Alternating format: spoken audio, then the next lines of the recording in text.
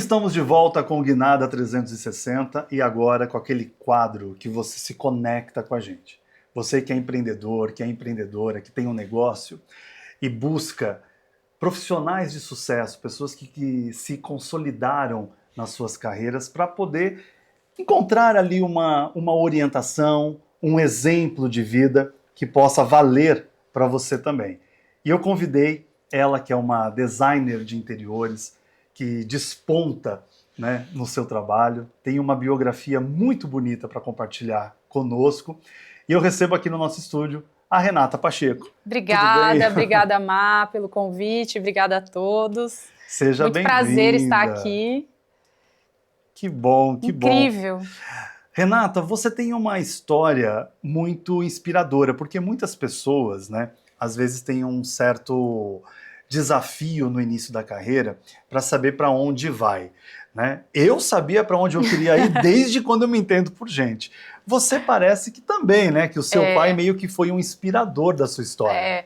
Na verdade, de fato, a minha infância, né, vindo para Alphaville, quando a cidade estava começando e ele já como investidor aqui construindo, sempre, óbvio, nas horas vagas ele tinha outra função durante a semana, então ia em lojas de construção, home center, lembro criança pulando naquelas pilhas de tapetes nas lojas.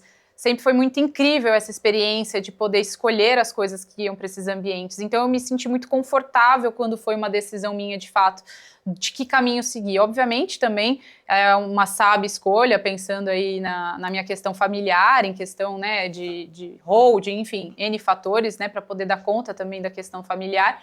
Mas eu, de fato, me realizo na minha profissão. E eu acho que a gente trabalha com sonhos. Eu sempre falo isso para o cliente, né? É o sonho da casa própria, é o sonho do primeiro escritório, é crescendo a empresa, crescendo a família. Então, não tem como não se realizar quando você está lidando com esse tipo de produto, né? E é uma prestação de serviço que a gente sabe que a gente fica muito tempo com a família. Então, a gente acaba virando amigo, enfim, a gente tem uma relação muito bacana. Fazer o que gosta é um privilégio, né? Eu falo, é um privilégio gigantesco não ter tentado acertar e ter acertado de primeira. Isso realmente é incrível. Tem até aquela frase que dizem, né? No meu caso, trabalho há 30 anos e não trabalhei nenhum dia. Né? Pois é, realmente. Isso faz diferença, né? Faz muita diferença. É aquilo, os desafios acontecem todos os dias, mas você sair sabendo exatamente o que você está fazendo e mesmo tendo os desafios, você estar feliz com aquilo que você faz. Agora, falando um pouquinho, né, desse privilégio, você acha que esse reconhecimento seu como profissional ao longo desses anos que você vem trabalhando, você acha que esse reconhecimento ele é mais atribuído à sua técnica, aos relacionamentos ou à sua sensibilidade? Eu acho que tudo é um combo, né, Má? É difícil você falar que uma prestadora de serviço, que queira ou não ainda é algo muito pessoal, ela vai ser caracterizada somente por uma parte técnica ou somente por uma parte criativa. Eu acho que lidar com pessoas envolve muito da expertise emocional que a gente lida. Aí a gente volta para a questão, né? São sonhos, são famílias, são estruturas. A gente conhece diversas pessoas que durante o processo de obra acabaram se divorciando, enfim.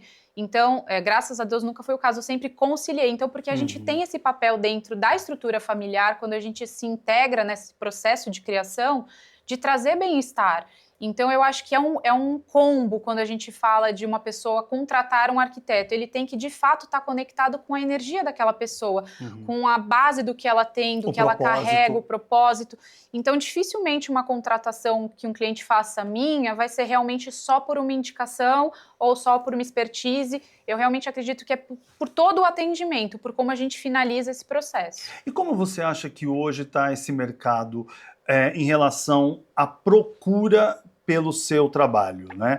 Porque, até onde eu sei, a designer de interiores, ela tanto pode criar, quanto ela também pode escolher peças, Sim, né? sim. Hoje existe uma demanda, um público específico que procura mais, por exemplo, o masculino, porque tem um pouco menos de paciência para ir escolher alguma coisa, ou até mesmo as mulheres, né, que de repente talvez entrem em conflito ou em confronto com alguma peça que você escolheu. Como é que está esse mercado nesse sentido? Na verdade, a parte masculina acontece, a assessoria quando são homens divorciados ou que estão saindo da casa dos pais para começar uma vida solo, eles acabam tendo um pouco mais de dificuldade para entender processo.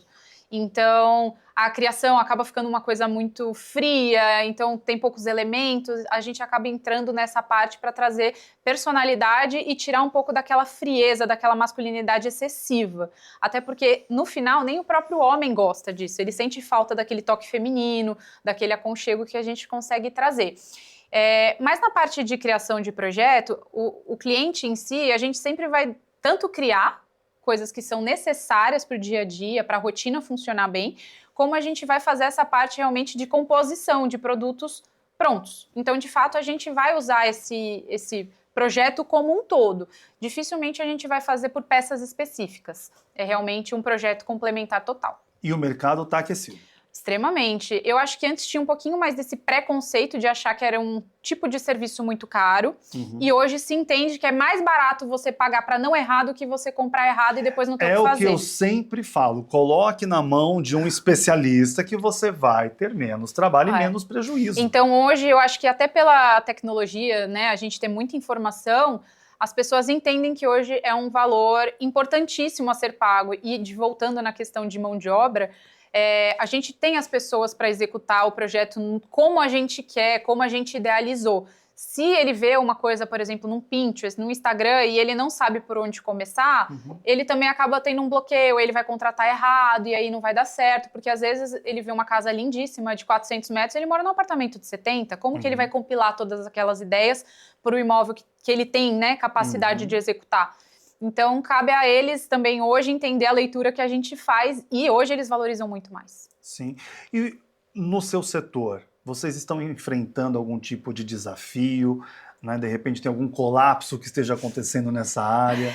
Acho que em qualquer setor a parte de mão de obra, né, o prestador de serviço, tanto informal, está escasso, né? Então a parte de eletricista, hidráulica, hoje a gente contrata equipes completas. Você não consegue fazer o cliente que fala, eu vou contratar um aqui, outro ali, não tem, é muito difícil. Então ou a gente pega uma equipe inteira ou a gente nem indica fazer a gestão de obra. Aí o cliente contrata por si só, porque realmente é escasso, a gente não vê pessoas querendo se formar nisso para trabalhar no braçal, né? Queira ou não, a gente acha que vai ter um colapso mesmo de infoprodutos e pessoas, né, do digital, e a parte de prestador de serviço civil a gente vai ter um colapso. Você acha que seria uma virada de chave, de repente, o seu olhar, por exemplo, sobre a sua atuação, ter uma transformação, por exemplo, para uma visão um pouco mais empresarial do que de prestação de serviço, onde você poderia, por exemplo, liderar uma movimentação de desenvolver essa mão de obra? Hoje a gente tem a nossa própria mão de obra, onde a gente indica essa única equipe exclusiva, mas essa formação é algo que realmente a gente sente uma necessidade e conversa sobre, né? Indicar pessoas onde fazer esses cursos com garantia de serviço. Então isso é uma coisa que a gente conversa com essa equipe, porque a gente entende que vai ser uma necessidade. E a gente sabe que qualquer tipo de prestador de serviço vai ser muito mais valorizado daqui para frente do que só um produto. Sim, perfeito, maravilha. Renata, o tempo é curto. Mas eu adorei, mas muito a vontade de estar com você é muito grande. Obrigada pela oportunidade, Imagina. Adorei o bate-papo, as dicas, sempre muito bom. Sempre muito bom mesmo. E para você que quer ter aí o contato da Renata, o GC está aqui embaixo para você entrar em contato com ela, tá? Muito obrigado pela sua presença. Obrigada, Má. E olha só, no próximo bloco, a minha entrevista com Alfredo Miguel, diretor da John Deere. Até mais.